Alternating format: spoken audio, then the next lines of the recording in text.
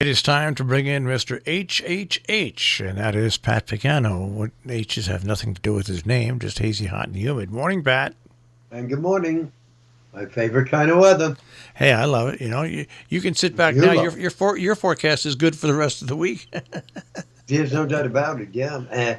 The only if and but is whether a low comes up the coast and brings us a more generous amount of showers and thunderstorms Friday night to Saturday. That's still very questionable. But other than that, today through Thursday it's hazy and humid with scattered showers and thunderstorms each day. Not everybody's going to see this stuff, so it's here and there. 85 to 90 by day, at night near 70. Friday, humid showers and thunderstorms likely in the low 80s. Weekend, 85 to 90, hazy, very humid, and a chance of showers and thunderstorms both Saturday and Sunday. It was interesting yesterday evening. I would say beginning around 4 o'clock in the region, thunderstorms started to pop up, especially to the west of us and just to the north of us. What was interesting about these thunderstorms is they didn't seem to move any place. They seemed to pop up in places, maybe move just a little bit, and then keep going until they died out. They didn't really, move like west to east or west to southeast. They basically stayed in the same locations. That's why a lot of places in Jersey got some really bad flooding yesterday. And also there were reports of ping pong hail. These storms weren't moving, lack of upper air winds or steering currents. And I think today, for the most part, they're just going to be even less widespread than they were yesterday. And probably about the same Wednesday. I don't think there probably will be any storms on Thursday. And then, of course, a more widespread shower and thunderstorm activity coming in on Friday. So, that's the day that I'm supposed to leave for Maine. I will be leaving for Maine no matter what. Hopefully the weather will be a little bit better there, but I doubt it highly. I still see it being humid up there as well. I have a question for you concerning the Merritt Parkway, which you always recommend that I take. No, I never recommend that you take the Merritt Parkway. Oh, it's what you don't recommend. Yeah, I don't recommend it. If you time it out so it's not during the workday. Well, it won't be. It'll be during the work day, but it'll be after morning rush. Doesn't matter. The place just gets packed. It's the Taconic State Parkway, right? No. All right. Well, the Taconic State Parkway runs down basically from the interstate interchange outside of Albany down to New York City, just like the Sawmill Parkway having. But it's two lanes on each side, and it's not like driving on the interstate, or I just try to avoid it because it always seems just to frustrate me and take me longer. But that's me. That's me. I mean, if you want to do that, you can do that. I mean, but I would think that from where you are, you would take 84 over to Hartford. And then what I used to do is I used to then go on 84 north into Massachusetts, get on the Pike. But that takes it takes you a little out of your way, but also the speeds that you're traveling are 70 miles an hour, which is different than 45 to 50 miles an hour. So I mean, it's 6 of one, half dozen the other, Pat. My personal thing is I'd rather have a little bit longer mileage, but also be able to go 20 miles an hour faster. So I mean that's my take on it. But don't listen to me all the time, for God's sakes. No. So my question is how would you travel to Connecticut? You would obviously. I would. Sounds to me like you're telling me to take the Connecticut Turnpike to New Haven and then up north. Well, no, you're where you are. You go across the Newburgh Beacon Bridge. Get on 84. And 84 will take you to 91 in Hartford. Then you can decide. Well, I'll take 91. I'll take 91 north, and then I'll cut over on the Mass Turnpike, and then when I get over by Worcester, you get on I forget another road which takes you up into Maine, and that's the way I used to leave my house in Connecticut and go to Augusta, Maine, and I could make it in 5 hours.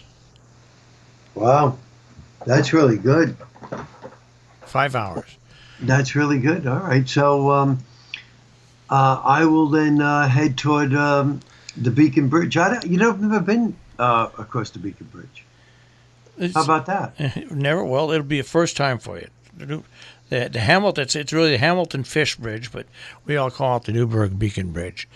But but it's that's what I would do. Go look it out on the map and actually go to Google and have it play in your drive. It'll give you different options.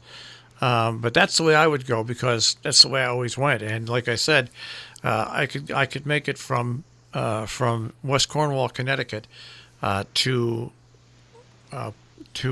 Augusta, Maine in 5 hours. The last hour and a half was a killer though, because there's nothing but trees. Fine. So, but that's the way I used to go. Okay. But then also back then, I was lucky because I forget the name of the airline, but an airline was flying that there was no reservations. You showed up and you got on, and you paid when you were on the plane. I forget what it was, and I finally learned that I'd have my mother pick me up. I could fly. I drive an hour to Portland. Okay, get on a plane, and in 20 minutes, be in Bradley, rent a car, go to my mother's, which was another 45-minute drive. So instead of 5 hours, I was tied up for like 2 hours, 2.5, and I used to do that, and it was cheap, Pat. I remember the first time I called up to find out what it cost, and they said it was something like $29 for a one-way ticket, and I said, "Does this plane have jets? Is it a jet?" And it was a regular 707. Really? People's Express was the airline. People's Express, and they would come down the aisle. There was no drinks or soda. They would come down the aisle with a stewardess pushing a credit card machine, taking your money, almost like you were on the bus. But I'll tell you what, it was amazing. You could, like I said, instead of driving 5 hours each way, you could, including your drive to the airport, you could be at your destination in 2.5 hours. That sounds great. And I did what you told me, and from my house, it's telling me that even though it may take 4 or 5 minutes, a little bit longer, it's definitely more direct. They want me to take the Palisades to, looks like 9W? Yeah. 9W and up through Cold Spring, and then to the bridge, to the Newburgh Beacon Bridge, and then over to 84. All right, so that's that's the way I would go, but that would just be me. But that's you probably could, because they give you two routes. They give you. It looks to me like it's 202 up to the Newburgh Beacon Bridge, or you could take 87. Yeah. That's a little bit further west. Yeah. So you swing out a little bit further to the west, and then you swing back toward the bridge. Whereas 202 would take you, almost very close to the Hudson all the way up. Well, whatever way you decide, that's the way I would go. That's the way I did it years and years ago, back in my youth. Okay, well, you know what? It would probably be nice, but I see what you mean. But 84, and then you have to go south on 84 to get across Danbury, and then it goes up to Waterbury. Yeah. And then Hartford. So it dips a little, and then it goes back northeast to Hartford. Yeah, but it moves along pretty good. It does. Okay. Yeah. Okay. All right. So far, you haven't failed me yet. So I'm going to tell, and it's a different route, and I've never been that way. So hopefully, see some nice things up along the way.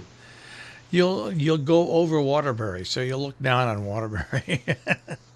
Your entrance to Hartford is It's nice to see the city that way. Yeah, to me, that's the best way to go. But anyways, it's summertime, so you're going to run into traffic no matter where you go, which way you go. Yeah. That's the whole thing. It's summertime. You're right. But it won't be as bad as it would normally would because, again, a lot of people are home. Yeah, You know? absolutely. Yeah. So I'm thinking it's not going to be as bad. I'm hoping the weather is going to be a little bit better. But Now, you know as well as I do, so our listeners, that's something you can't control. Now, how many days are you staying in Maine? Only 5. I'll be there Friday. I leave Wednesday. And where are you going to Maine? Algonquin, Oh, you're like which is just over the New Hampshire border. Yeah, I mean, yeah. you cross over the New Hampshire border. I think it's like maybe 2 exits. That's it. Here's what I tell everybody: if you're going to go to Maine, the farthest you should go is Portland. Right, and that's right after Algonquin. Right. Portland. Yeah. Don't go any further than that. Just go to Portland. I know because you lived there a long time. I know that. Yeah, I've been to Portland. It's a nice city. Very nice city. That was, from Portland to Augusta. There's nothing but trees. Nothing, huh? Really? If you see exits and they'll say, next right takes you to Butterville, right? Well, at most places, Butterville is right there at the exit. In Maine, when you take an exit, you travel 25 or 30 miles to get to the town. That's so It's really, it's huh? very funny. It's very funny, yeah. Maine. What a great 9 months I spent in Maine. I'll tell you. Sounds like can't even wait to go back. It was there were some very beautiful things about Maine. In the wintertime, I would drive to the seashore to see the incredible crashing waves. In the summertime, I'd drive to Portland and have some fun. It was okay, but it was not a place for me to live my life. It was like being outside a fishbowl looking in at the fish. That's what it was like here. It was like you just weren't part of really what was going on. So, which might be a good thing nowadays. Who knows? Yeah, really. All right. Thanks, Marshall. Pat, I want you to have a good day, a restful day. I know you will, unless some weird weather happens. But it looks like you got a pretty relaxing week to head into your week to go away. Yeah, so far it looks so. All right, have a great day, and I'll speak to you tomorrow. Okay, bye, Marshall. Take care, Pat.